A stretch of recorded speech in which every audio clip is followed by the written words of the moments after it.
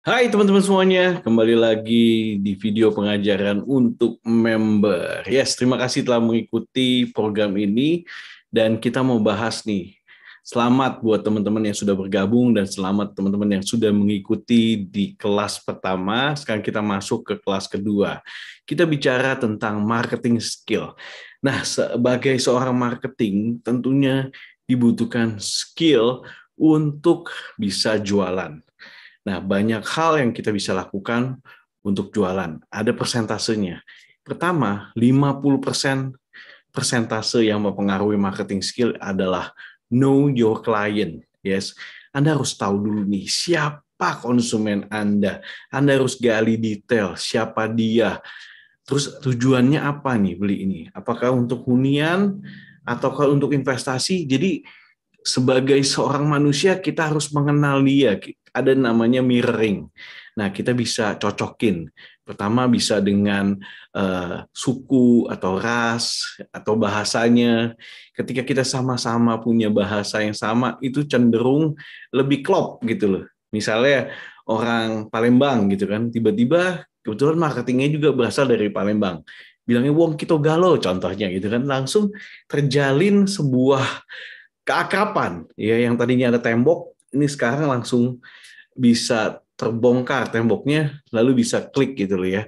Nah, hal-hal tersebut kita harus cari tahu secara santai gitu ngobrol. Jadi saat kita ketemu dengan konsumen, kenalan dulu, basa-basi dulu, basa-basinya tapi mengkerucut ya. Mungkin Pak, tujuannya apa sih? Pak, asalnya dari mana? Pak, tinggalnya di mana gitu kan ya.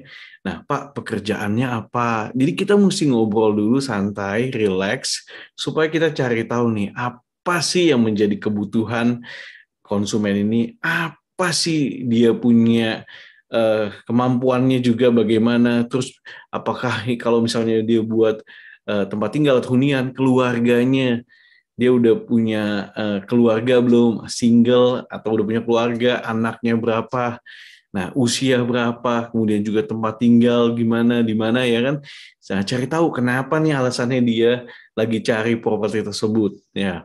Terus nanti kita juga akan cari tahu, gali lagi income-nya ya kan, karena saya percaya saat seorang membeli properti ada tiga cara bayar kan, cash keras, cash bertahap, atau kredit atau KPA atau KPR ya kan, kredit. Nah, kita harus cari tahu nih kemampuan dia gimana, cara bayarnya maunya gimana. Apakah dia bisa bayar secara cash keras? Kalau misalnya itu sih bagus banget.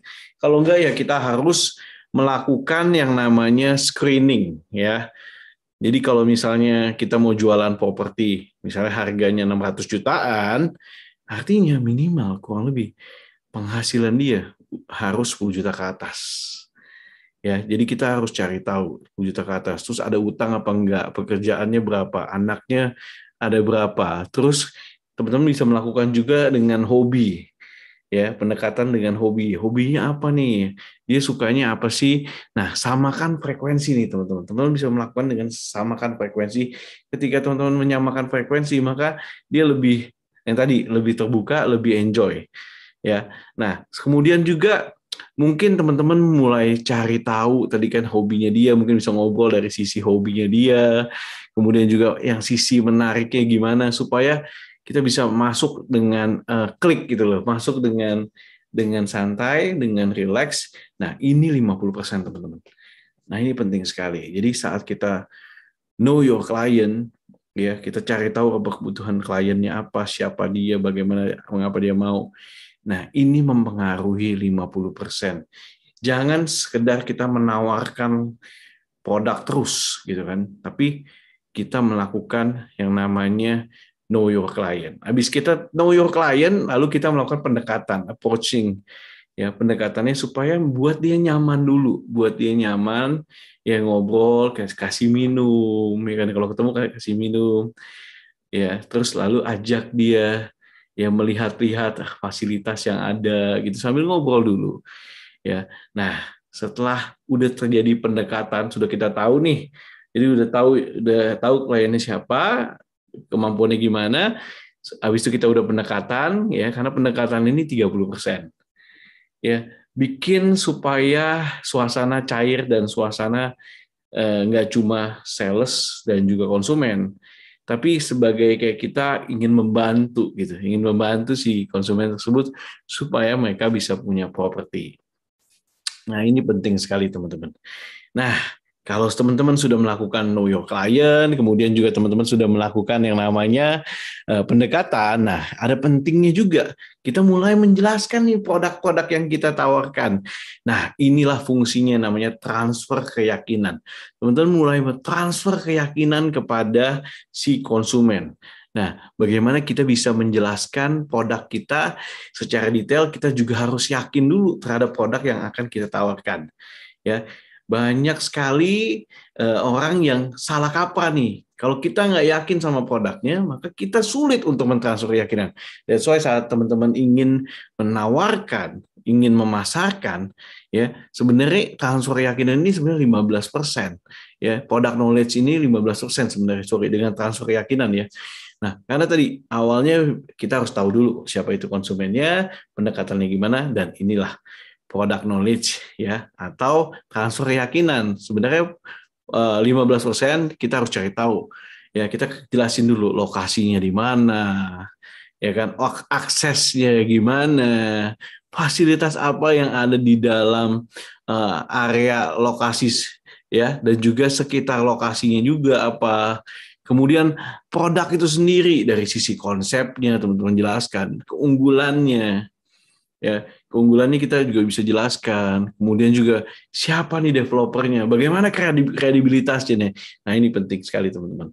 Kita harus kasih tahu nih track record dari developernya tersebut. Kemudian skala usaha grupnya. Jadi udah membangun apa saja nih track recordnya kan. Dan apakah udah banyak jadi apa belum, ya kan?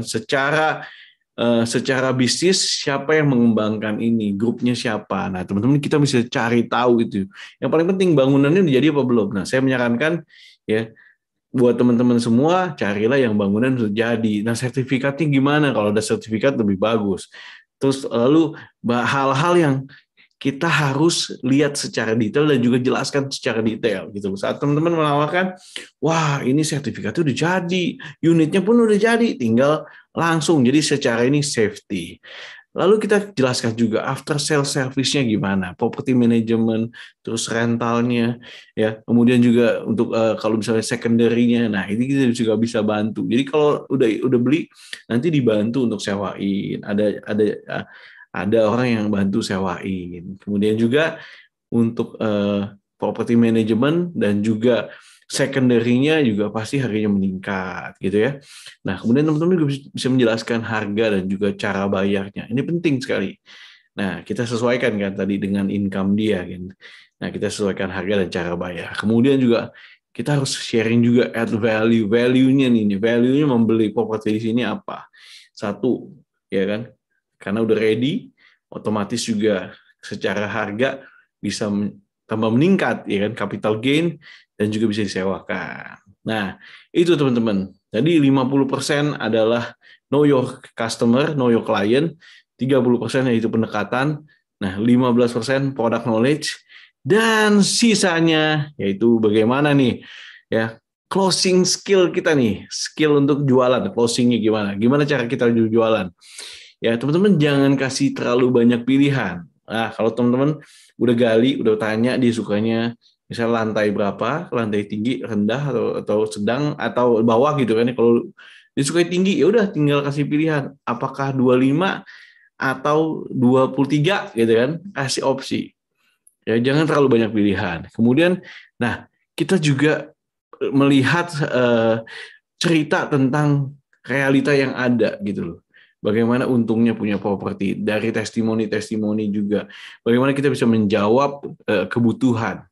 Ya, kita mulai menceritakan gitu. Nah, kalau misalnya orang yang mulai tertarik, terbuka, nah, teman-teman mulai menyarankan untuk boleh Pak, saya bantu untuk KTP-nya, saya pinjam KTP-nya gitu kan. Nah, saya coba reserve-in dulu gitu kan. Nah, supaya unitnya nggak diambil orang. Nah, teman-teman minta KTP-nya. Nah, itu teman-teman. Memang dalam ilmu marketing nggak ada ilmu pasti, ya. Tapi itu merupakan pola-pola teman-teman yang teman-teman bisa pelajari. dan teman-teman bisa lakukan. Oke? Nah, untuk video ini semoga bermanfaat teman-teman. Teman-teman bisa pelajari juga, mungkin nonton berulang-ulang supaya teman-teman bisa yakin lagi dalam jualan. Thank you so much for watching. Saya Ruby Herman. Nanti ada video kelanjutannya, teman-teman nanti bisa belajar. Pokoknya belajar terus supaya teman-teman bisa meraih kesuksesan, meraih income ratusan juta ya lewat properti ini. Saya Ruby Herman. See you in the next video, dan jangan lupa nih ada kuis habis ini supaya teman-teman bisa tambah pede lagi ya, tambah yakin lagi untuk jualan. Oke.